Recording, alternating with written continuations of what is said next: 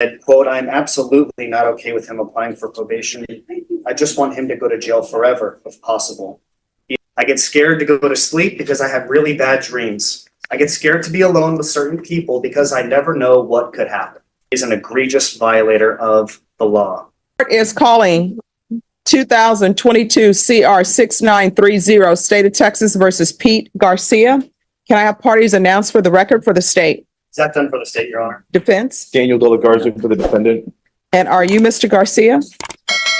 You entered a plea on December 5th to count 1 of guilty. According to the plea bargaining agreement, punishment is to be assessed at a cap of 8 years in the prison. There's a $1,500 fine. The state is opposing your application. They're taking in consideration 2023 CR 8852 and 2023 CR 8851. And there is to be restitution, if any, to the complainants in each of those cause numbers. No contact with the complainant, and Chapter 62 compliance. Have both parties had a chance to review the PSI report, state? Yes, Your Honor. Defense? Yes, Your Honor. Any objections? No, Your Honor. No, Your Honor. All right, are there any witnesses? No, Your Honor. Not from the state, Your Honor. All right, state you are opposed. Yes, Your Honor. You may proceed. Yes, Your Honor.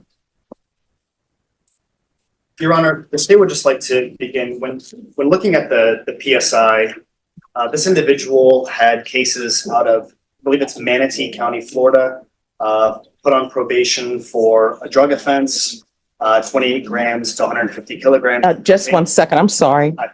Probation? Yes, Judge. On this case, I don't have the PSI report in the email.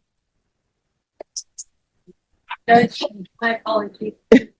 That's okay. All right, you may proceed. Thank you, Your Honor. This individual was placed on probation on 2 different occasions out of Manatee County, Florida, once in 2006 for 28 grams to 150 kilograms of cocaine charge. Also 2007 out of Manatee County, Florida for use of investment proceeds from racketeering. That's 2 separate instances of probation outside of the state of Texas.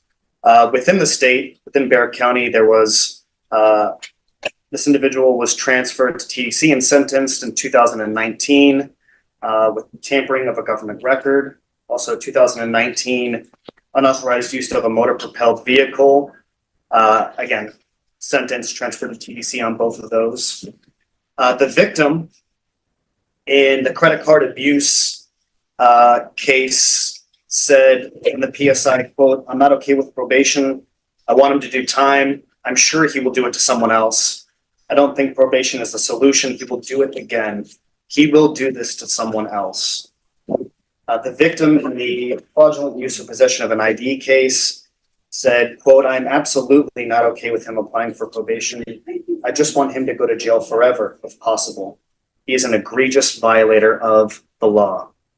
So that's with respect to those 2 cases, Your Honor, that were taken into consideration. And the instant case, the indecency with a contact, as is mentioned in the STIPs, a short 2 or 3 sentences from the report. Juvenile Jalissa Leone told her mother that Pete Garcia fondled her breast and nipples on 10 separate occasions. She stated the incidents occurred when she was while Pete Garcia resided at the residence. Juvenile Jalissa Leone did tell one of the interviewers that it never went further than that, but that Pete Garcia told her, quote, "Don't tell your mother," when the incidents occurred. Your Honor, in the PSI, this would be victim number 3, Your Honor, again, with respect to the indecency. When questioned, that victim said, if you just give the state 1 quick moment, Your Honor. Again, victim Jalissa Leone said, quote, "I want him to take some accountability. I don't want probation for him. I suffer from really bad PTSD now because of this incident. I get scared to go to sleep because I have really bad dreams. I get scared to be alone with certain people because I never know what could happen." And Your Honor, I think the word there that of course sticks out to me from the victim in our case, the indecency, the instant case, I should say, is that accountability. And to kind of in summation, if you will, Your Honor, the final point is when the defendant, speaking to the accountability, when the defendant was questioned about why he feels he should be granted probation. He told them, quote, "I need to continue with the life I was living." Well, the life he was living, Your Honor, caused all of this harm in Bexar County alone, and of course, criminal offenses stretching back over 15 years. When asked, the defendant said, quote, "I don't want to talk about this right now. I wasn't consuming alcohol or drugs on the date of offense." A lack of accountability and wanting to go back to the life he lived, as if somehow not being under the influence of drugs makes any of this conduct okay, Your Honor. The state respectfully believes that this individual is not qualified or suited, again, under the eyes of the state for probation. All right, defense. Just briefly, Your Honor, he definitely does take accountability. He does take responsibility for what happened, and he'll be happy to tell you that if you'd like to ask him. But the point Does he is that want to testify? you want to tell the judge that you're sorry. Here's the thing, before you begin, if you want to testify, you're going to be placed under oath and the state will have a chance to cross-examine. So do you wish to testify? All right, can you raise your right hand? Excuse me, person in the black jacket. The person in the black jacket, they need to be excused from the courtroom. They're talking to someone in the box.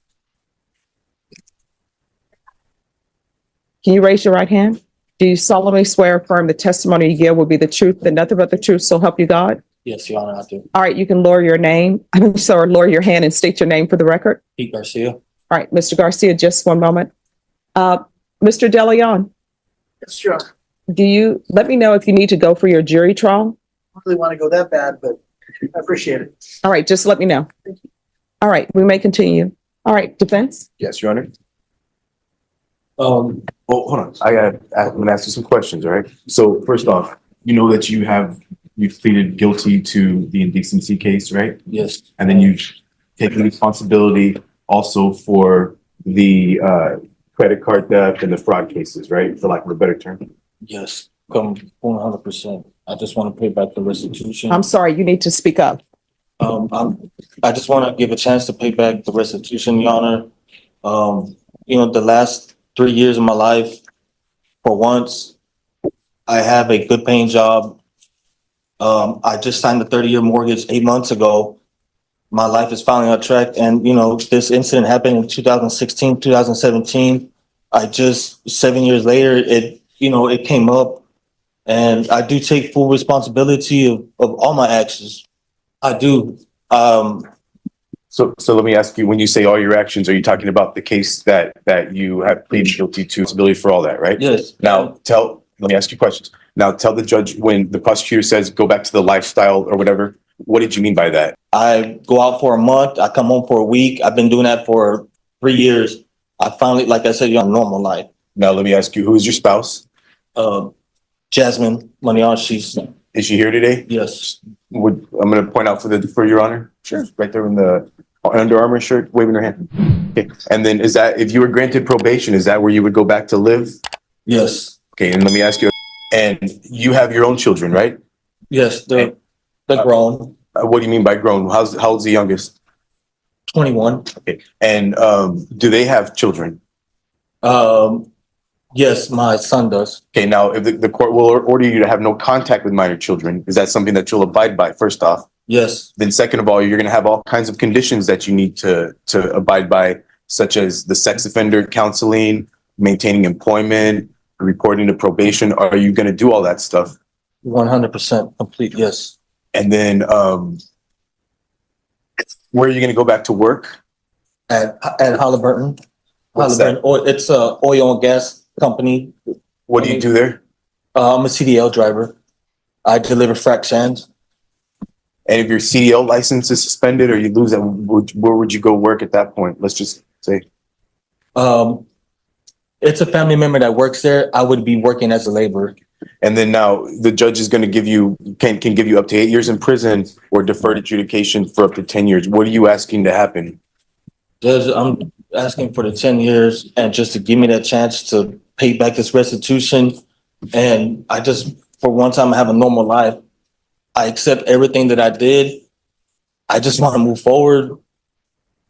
I finally have it, and I feel like everything's going to get taken away, but I do accept full responsibility, man. I do. I just want that chance to pay back, give them what they're asking for, the restitution, and just move on with my life. That's the witness, Your Honor. All right, state. Just a couple of questions, Your Honor.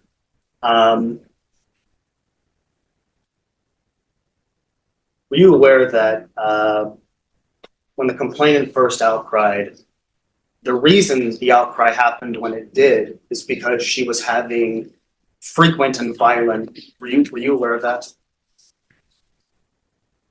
No, I have had no contact with them in going on 8 years.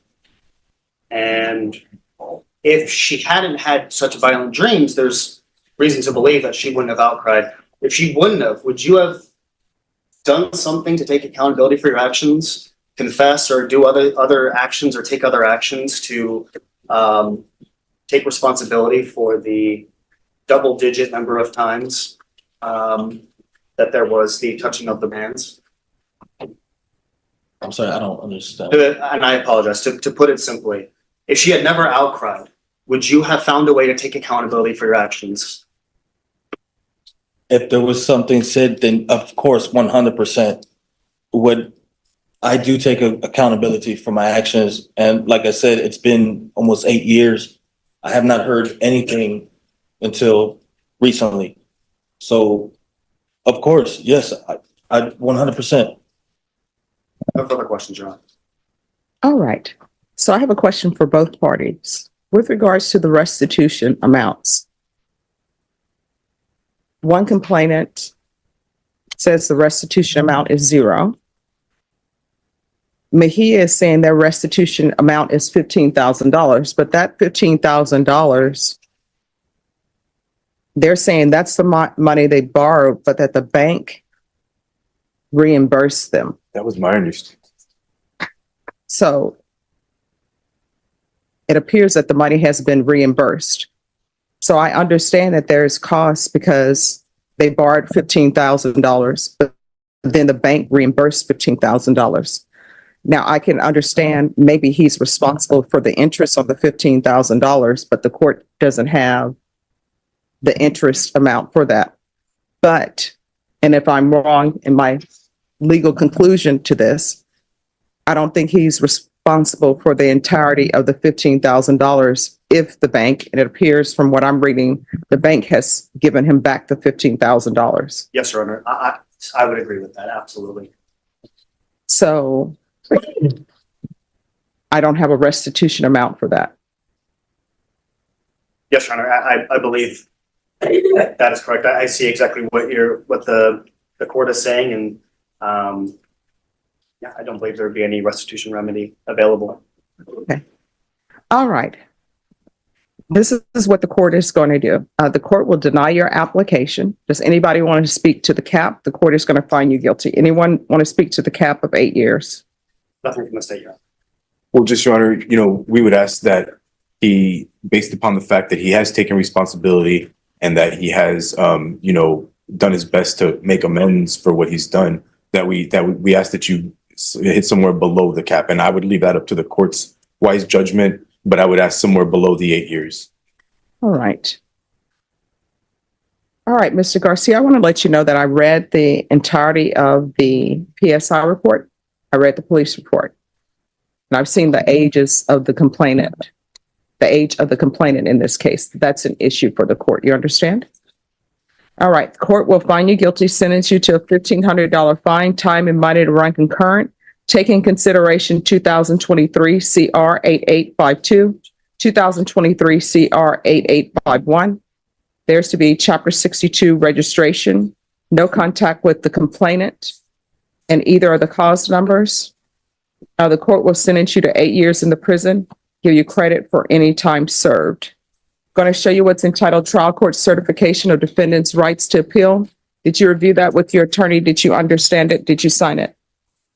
Yes, true. All right, because this is a plea bargain agreement, because I followed your plea bargain agreement, and because you waived your right to appeal, you do not have the court's permission to appeal. Because this is a felony conviction, you're not allowed to own or possess any weapons or ammunition. If you have a question over what a weapon or ammunition is, you'll need to speak to an attorney. You understand?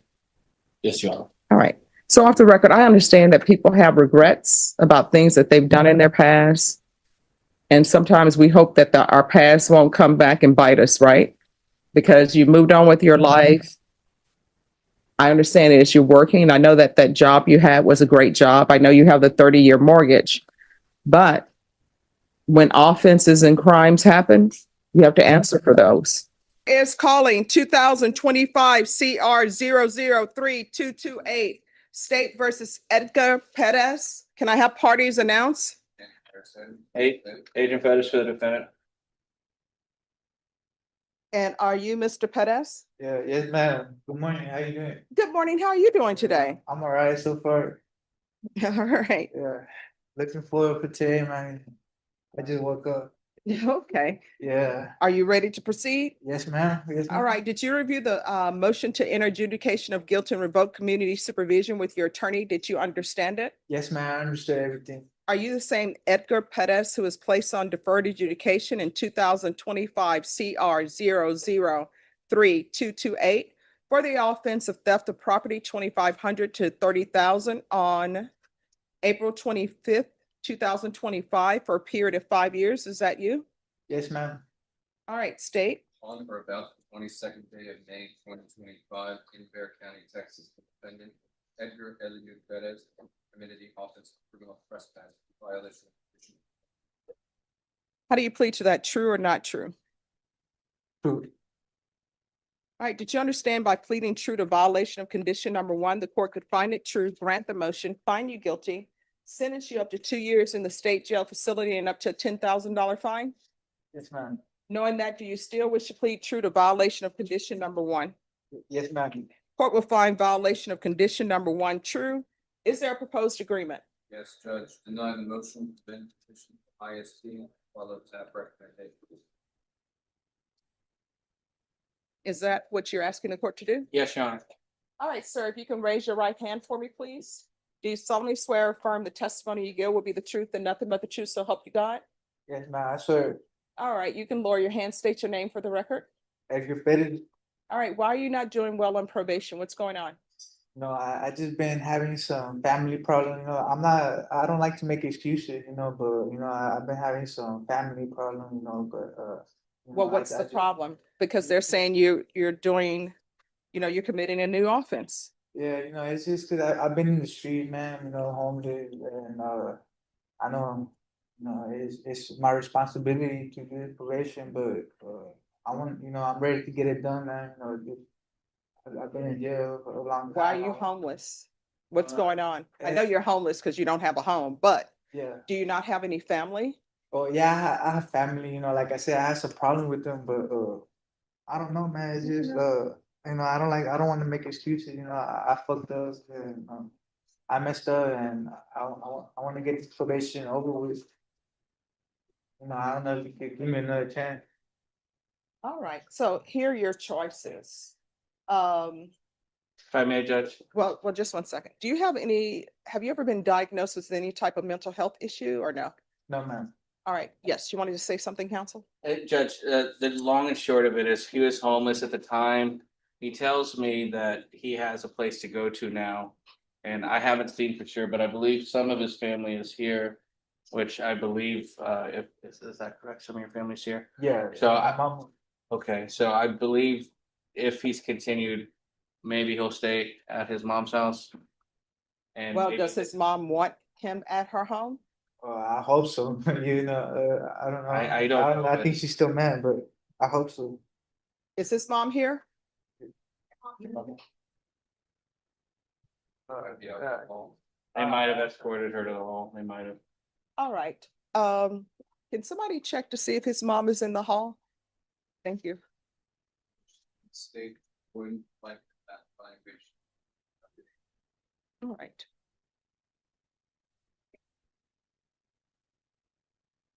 Of course, we have no problems with that if he's continued. Okay.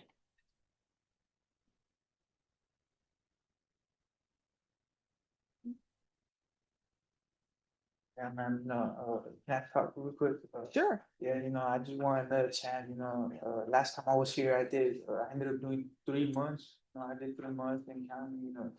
You know, I'm ready to get this probation over with, you know. Mhm. I don't wanna spend my life in jail. You know, Well, the best way not to spend your life in jail is to abide by the rules and conditions. yeah, you know, do things right, you know.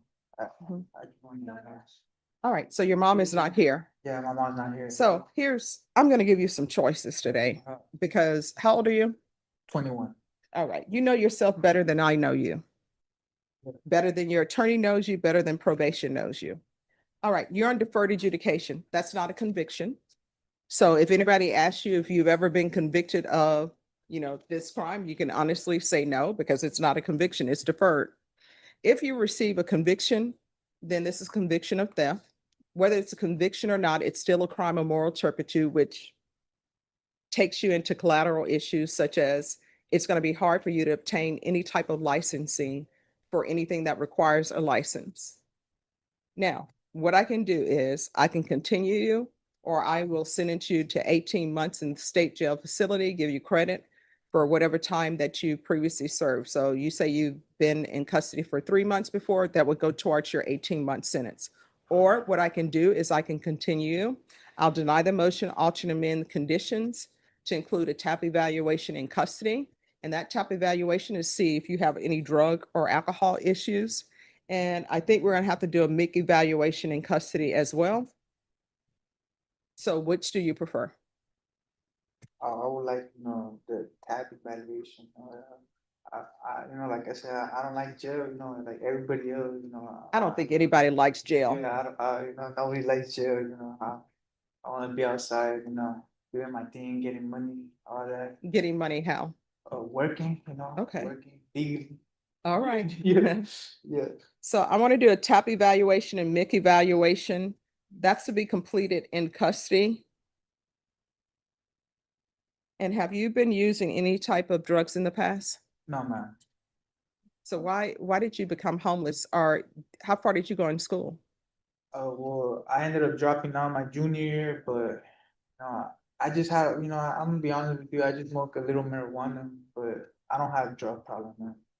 All right, do a referral to felony drug court in custody. There's going to be 200 hours of community service restitution. You're going to either obtain your GED or get some type of trade school certificate. And once that's completed, the community service hours will be deemed satisfied. Do you have any children? No, man. Right. There's going to be proof of employment within 45 days of release, no employment as a home healthcare provider or with minors, regular reporting by Zoom or in person, field visits 1 time per month until further notice. Probation, is there anything else you need? Is there anything else you need from the court in order to be successful? No, man. All right, good luck to you. Thank you, Your Honor. Thanks. The judge's ruling brings this case to a clear conclusion. After considering the evidence, reviewing the presentence investigation report, hearing from both attorneys, listening to the defendant's testimony, and weighing the impact on the victims, the court denied probation and imposed an 8-year prison sentence, along with a $1,500 fine. The sentence also includes Chapter 62 registration requirements, no contact orders, and the other legal conditions announced by the court. Throughout this hearing, the central issue wasn't simply whether the defendant had rebuilt parts of his life. It was whether the court believed probation remained appropriate after considering the seriousness of the offense, prior criminal history, and the lasting effects described by the victims. Cases like this remind us how sentencing decisions involve balancing rehabilitation, accountability, victim protection, and public safety under the law. If you found this case as shocking as we did, make sure to hit that like button, share your thoughts in the comments, and don't forget to subscribe for more jaw-dropping courtroom breakdowns.